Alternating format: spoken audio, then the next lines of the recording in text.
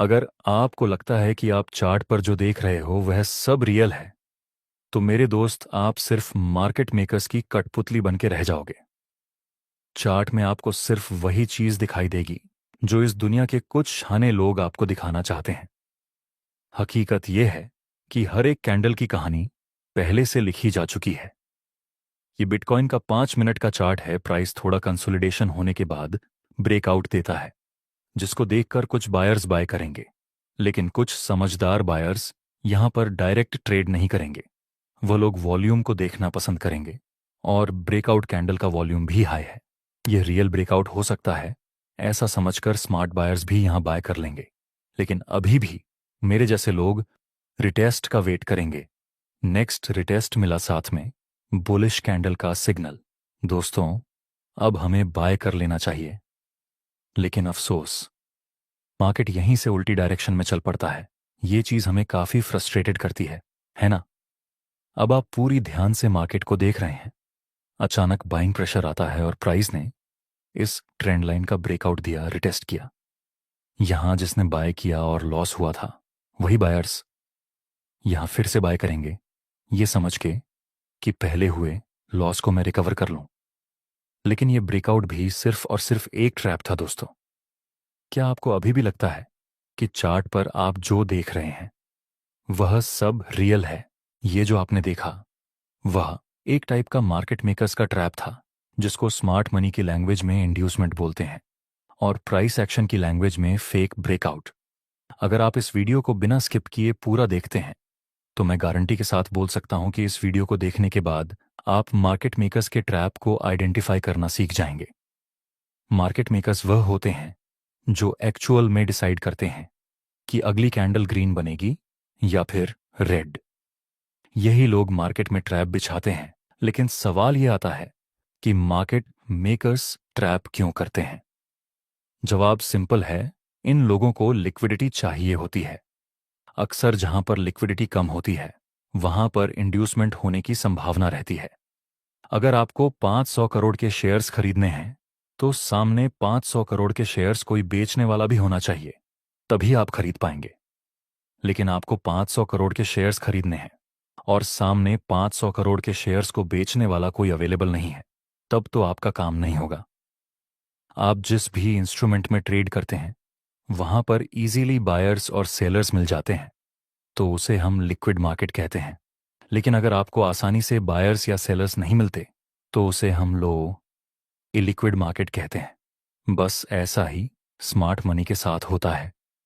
अगर आज आपको कोई भी शेयर्स को बाय या फिर सेल करना होता है, तो आप तो आसानी से बाय सेल कर पाते हैं, क्योंकि आपका अमाउंट स्मॉल होता है। लेकिन स्मार्ट मनी करोड़ों में डील करते हैं। उनका ऑर्डर आसानी से फल नहीं होता, उनको आसानी से लिक्विडिटी नहीं मिलती, जिस वजह से वे लोग इंड्यूसमेंट का यूज करके लिक्विडिटी जनरेट करते हैं। मान लीजिए कि यहां पर स्मार्ट मनी को 500 करोड़ के शेयर्स सेल करने हैं, लेकिन अगर उसे सेल करना है तो कोई खरीदने वाला भी चाहिए। प्रॉब्लम यह है कि सभी लोगों को सेल करना है, कोई भी रिटेलर यहां पर बाय नहीं करना चाहता। तो स्मार्ट मनी क्या करेंगे? वे लोग हल्का सा इस जोन का ब्रेकआउट करवा देंगे। यहां पर जो सेलर्स बैठे थे, उनका स्टॉप लॉस तो हिट हो गया, ऊपर से इस ब्रेकआउट को देखकर फ्रेश बायर्स भी एंट्री करेंगे। जैसे ही मार्केट में बायर्स इन्वॉल्व होने लगेंगे, तुरंत स्मार्ट मनी अपना 500 करोड़ का ऑन ऑर्डर एग्जीक्यूट कर देंगे सेल साइड। एक्चुअल में यहां पर स्मार्ट मनी यही चाहते थे कि लोग इस ब्रेकआउट को देखकर बाय करें, ताकि वे लोग 500 करोड़ का सेल कर सके। ये था इंड्यूसमेंट, यानी फेक ब्रेकआउट।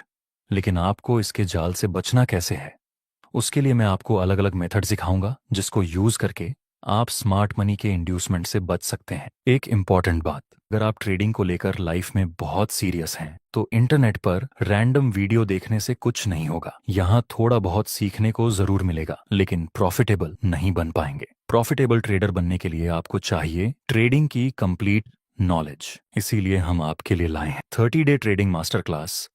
इसमें आपको क्रिप्टो, फॉरेक्स और स्टॉक मार्केट के लिए बेसिक से लेकर एडवांस लेवल तक का complete technical analysis, price action, smart money concept और ऑप्शन ट्रेडिंग सीखने को मिलेगा। इस कोर्स की एक्चुअल प्राइस 4,999 है, लेकिन पहले 50 ट्रेडर्स के लिए न्यू 50 कूपन कोड इस्तेमाल करने पर यह कोर्स आपको सिर्फ 2,999 रुपये में मिलेगा। कोर्स का लिंक डिस्क्रिप्शन में दिया गया है। दोस्तों, मैं आपको पूरी प्रोसेस समझाना चाहता हूं, इसलिए सिर्फ एक दो मेथड का यूज करके आप यह मत समझ लेना कि अब तो मैं स्मार्ट मनी के ट्रैप को समझ लूंगा।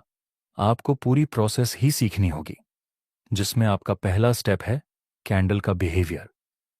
अगर आप सिर्फ कैंडल को ध्यान से देखेंगे तो कैंडल का बिहेवियर आपको काफी कुछ बता देगा कि मार्केट में क्या हो रहा है।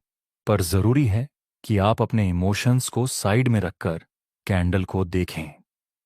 एग्जाम्पल के लिए इस सपोर्ट को प्राइस ने एक बहुत ही पावरफुल कैंडल के साथ ब्रेक किया। अब जितने भी रिटेलर इस कैंडल को देख रहे होंगे, उनके दिमाग में सिर्फ और सिर्फ एक ख्याल आएगा कि इतनी पावरफुल कैंडल से ब्रेकडाउन मिला है तो प्राइस हमें दूसरी बार एंट्री करने का मौका नहीं देगा, हम जल्दी ही सेल कर लेते हैं। और एक्चुअल में यही स्मार्ट मनी का गेम होता है। क्या आपको लगता है कि इतनी बड़ी रेड कैंडल सिर्फ और सिर्फ रिटेलर क्रिएट कर सकते हैं? नहीं, ऐसी बड़ी कैंडल स्मार्ट मनी ही क्रिएट कर सकते हैं। स्मार्ट मनी इंड्यूसमेंट करने के लिए दो चीजों का यूज करते हैं, डर और फोमो। नेक्स्ट मार्केट यहीं से रिवर्स हो गया। दोस्तों, कुछ टाइम के लिए हम जो सीख रहे हैं, आप वह सब भूल जाइए। आप सिर्फ इतना मुझे बताइए कि अगर आपने यहां पर सेल किया होता तो आप कहां पर स्टॉप लॉस रखते? आप यहां पर रखते, यहीं पर एनालिसिस के हिसाब से स्टॉप लॉस बनता है। क्या आपकी कैपेसिटी है कि सिर्फ एक ट्रेड में आप सिर्फ इतना बड़ा स्टॉप लॉस ले सके? नहीं।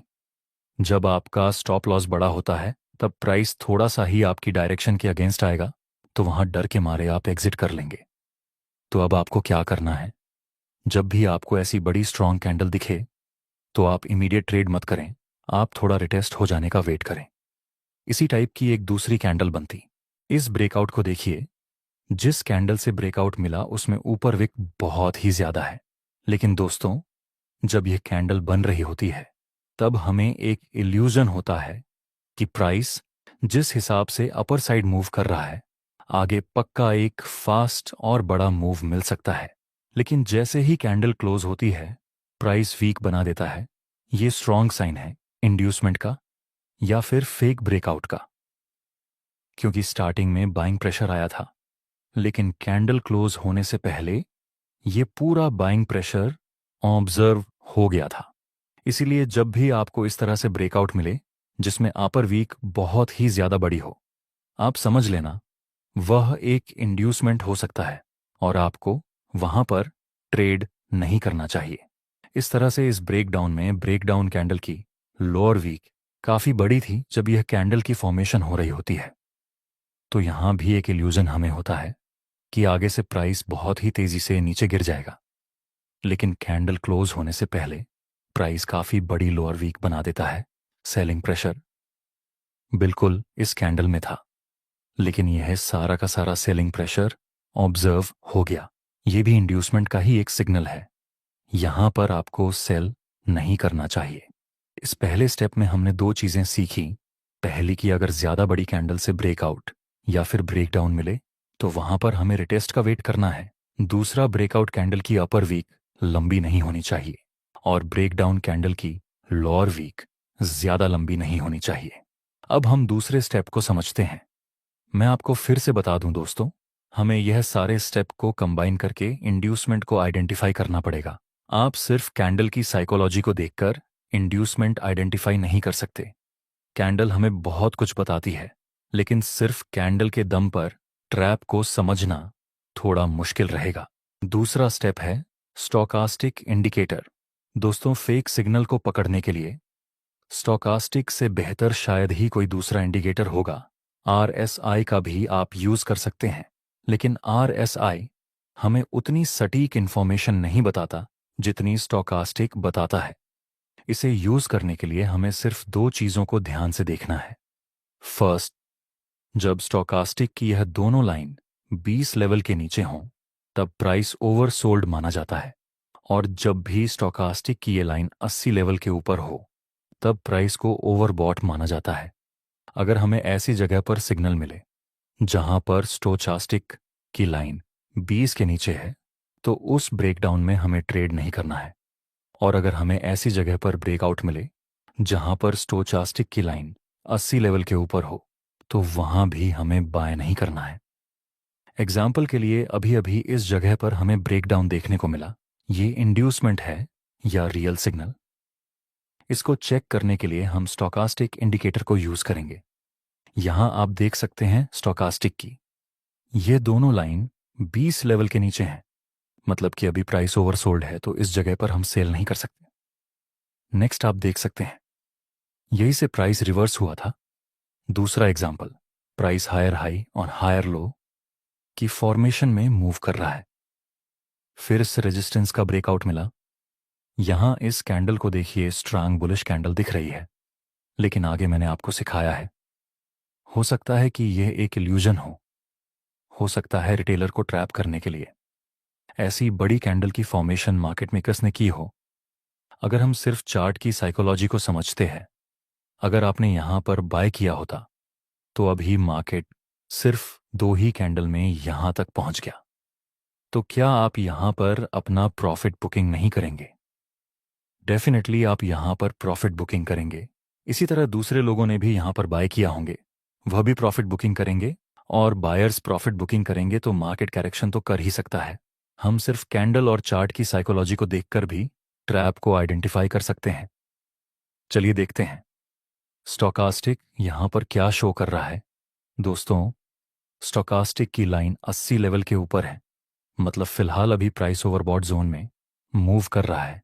कैंडल का बिहेवियर और चार्ट रीडिंग से हमें अंदाजा हो रहा है कि यह एक इंड्यूसमेंट हो सकता है, और स्टोकास्टिक इंडिकेटर भी अभी हमें बाय करने का सिग्नल नहीं दे रहा।